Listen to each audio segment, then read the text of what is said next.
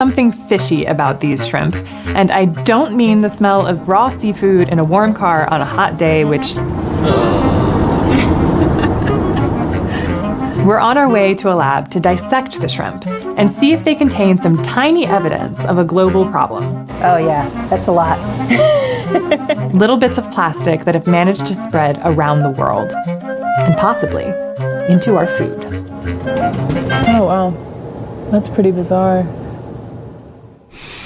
They're in the air you breathe, the water you drink, and the clothes you wear. Microplastics are bits of plastic roughly defined as smaller than 5 millimeters. Sometimes they're made deliberately, added to cosmetics or industrial cleaners. Other times they're formed when wind, waves, or other natural forces tear larger pieces of plastic garbage apart. Microplastics are just about everywhere in the world. In 2019, researchers found them in snow in the Arctic and in remote areas of the Swiss Alps. And in another study, scientists found thousands of particles in a single liter of seawater from one of the deepest parts of the ocean, the Mariana Trench.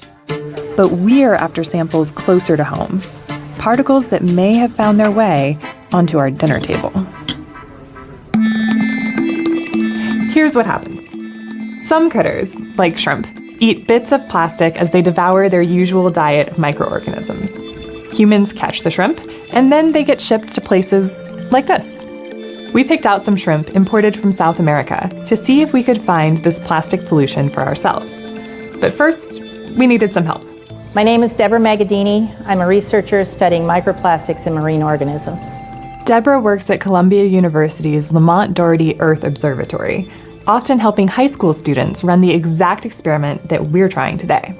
3 years ago, we stumbled upon a collection of marsh fish that was done for a previous study, and they were about to get thrown out, and I asked if we could keep them. And even in that random sampling of marsh fish, we found lots of microplastics. Since then, Deborah and her students have dissected shrimp, oysters, and many other kinds of seafood. And just about everywhere they've looked, they found microplastics. Well, I work with high school students, and I will show you their reaction when they see it in the scope for the first time. Oh! Oh. In fact, there have only been a few times when she hasn't found microplastics. In some shrimp, carefully farmed in a pristine environment, and in oysters from a remote bay in Washington state. But these days, when she does a dissection, she knows what to expect. How often do you find that in your shrimp samples? Every time. Every time? Every time. So far. Wow. So far, every time. To start off, it's back to Bio 101. These are huge. The vein that people talk about removing when they devein shrimp, yeah, those are intestines, which get packed with poop and just maybe microplastics.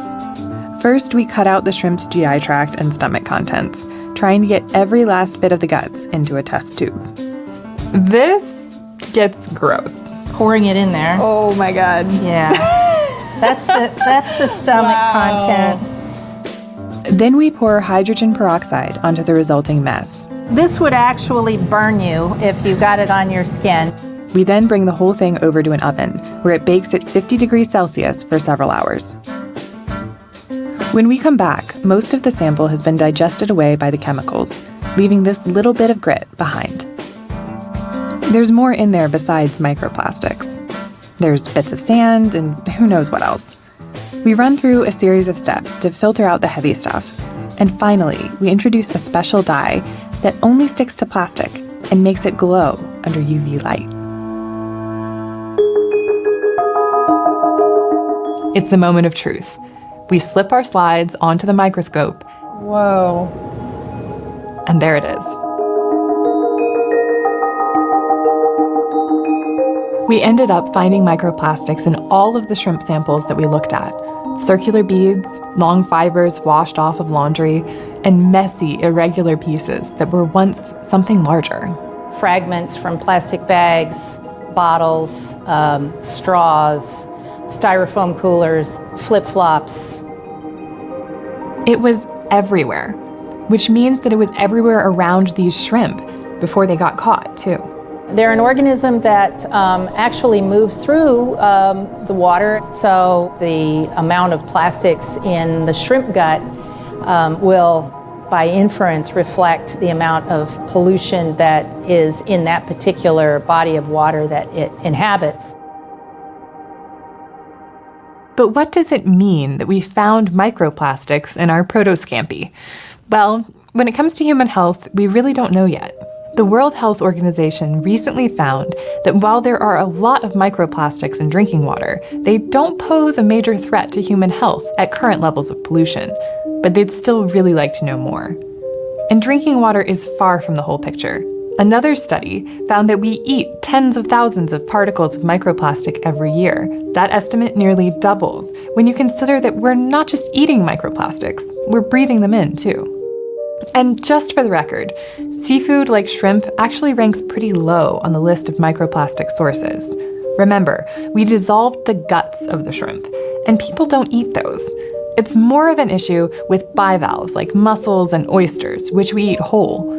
But even then, your intake is maybe a few micrograms. But microplastic pollution is likely to keep rising in the near future. And we know even less about even smaller particles of plastic, called nanoplastics. The studies that are coming out are shocking. It's everywhere. It's in sea salt. It's in beer.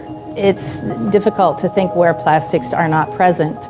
We dump millions of tons of plastic into the ocean every year, and there is so much we don't know about what happens after that. What we do know is that these bits and pieces aren't going away anytime soon. I think we need plastic. There's no question that we will have it in our future, but it is something that we need to figure out how do we handle it after we don't need it anymore.